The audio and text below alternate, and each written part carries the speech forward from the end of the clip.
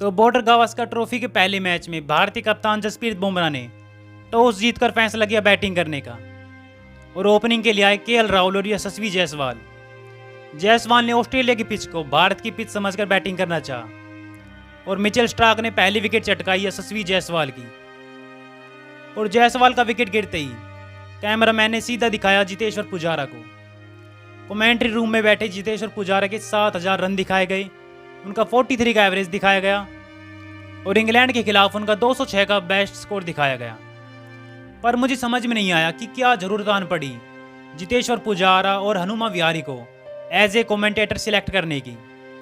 मतलब आकाश चोपड़ा को बुला सकते थे यार, वो आ जाता, इतना बिजी नहीं होगा। और अगर जितेश्वर पुजारा हनुमा विहारी को माइक दे दिया गया है तो यार रवि शास्त्री और आकाश चोपड़ा को बल्ला दे देना चाहिए एक बार, उन्हें भेज दो बैटिंग करने के लिए, बहुत अच्छा रहेगा। और कैमरामैन की तारीफ करनी पड़ेगी कि जब भी कोई विकेट गिरा है तो कैमरामैन ने सीधा जितेश्वर पुजारा को दिखाया है कमेंट्री रूम में बैठे हुए। और जायसवाल के बाद विकेट गिरा देवदत्त पडिक्कल का। पडिक्कल को आउट किया हेजलवुड ने 0 के स्कोर पर और उसके बाद विराट कोहली बैटिंग के लिए आए और विराट कोहली ने एक बार फिर फैंस का दिल तोड़ दिया। केएल राहुल काफ़ी अच्छा खेल रहे थे लेकिन ज़्यादा देर तक खेल नहीं पाए और उस पर एक कंट्रोवर्सी भी होगी कि वो आउट है या नहीं। इसका आकाश चोपड़ा ने कहा था कि वो आउट नहीं है और भी काफ़ी लोगों के कमेंट आए उसके ऊपर। ऋषभ पंत ने पैट कमिंस को एक छक्का मारा स्क्वायर कट के ऊपर, उसे देखकर मैं खुश हो गया और मेरा दिल दहल गया बिल्कुल। और ऋषभ पंत का विकेट गिरने के बाद पूरी टीम लड़खड़ा गई। उसके बाद सीधा बैटिंग करने आए हर्षित राणा भैया और फिर जसप्रीत बुमराह और सबसे अच्छी बैटिंग की नीतीश कुमार रेड्डी ने 41 रन बनाए और वो और ज़्यादा बना सकता था अगर सामने विकेट और बची होती तो। फिर उसने भी अपना विकेट फेंक दिया जानबूझकर और मोहम्मद सिराज, सर डीएसपी मोहम्मद सिराज एक बार फिर नॉट आउट चले गए और बदकिस्मती से हमारी पूरी टीम 150 के स्कोर पर ऑल आउट हो गई। और जैसे ही ये बात इंडिया के बड़े बड़े क्रिकेट एक्सपर्ट को पता चली, उन्होंने ये घोषित कर दिया कि इंडिया इस मैच को हार गया।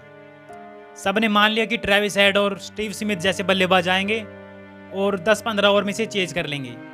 पर भाई मुझे नहीं लगा, क्योंकि मुझे एक महान गेंदबाज, एक महान बल्लेबाज की बात याद आ गई जिसने कहा था, I only believe on Jassi भाई because game changer player he is only one guy Jasprit Bumrah. और उस महान खिलाड़ी की बात बिल्कुल सही निकली। पहले जसप्रीत बुमराह ने आउट किया उस्मान ख्वाजा को, उसके बाद दूसरे ओपनर नेथन स्विनी को सिर्फ 10 के स्कोर पर आउट किया और फिर स्टीव स्मिथ को डक आउट बनाकर चलता किया। उसके बाद बारी आती है हमारे हर्षित राणा भैया की, जिस बल्लेबाज से पूरा भारत देश डरा हुआ था। सब उसकी प्रैक्टिस को देखकर थर थर काँप रहे थे। हर्षित राणा ने उसे बोल्ड आउट किया है और उनके सामने अग्रेशन दिखाया है।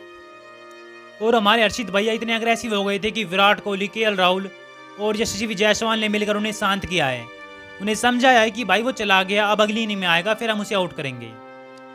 उसके बाद बल्लेबाजी के लिए आते हैं मिचेल मार्श और जो मोहम्मद सिराज अपने घर में विकेट नहीं ले रहे थे, उन्होंने ऑस्ट्रेलिया में जाकर पहले मिचेल मार्श को आउट किया है और उसके बाद मानस लबुशेन का विकेट लिया है। मानस लबुशेन हमारे भैया 52 गेंदों में 2 रन बनाकर गए हैं। जितेश्वर पुजारा को फॉलो कर रहे थे पर ज़्यादा देर तक टिक नहीं पाए। और फिर बारी आती है पैट कमिंस की।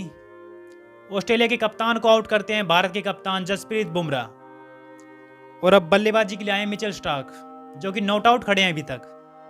और अब ऑस्ट्रेलिया ने पहली इनिंग में ही 67 रनों पर 7 विकेटें गंवा दी हैं और इस वक्त पूरी तरह से मैच हमारे हाथ में है और टेस्ट मैच का पहला दिन खत्म हो चुका है। तो मिलते हैं अब दूसरे दिन में।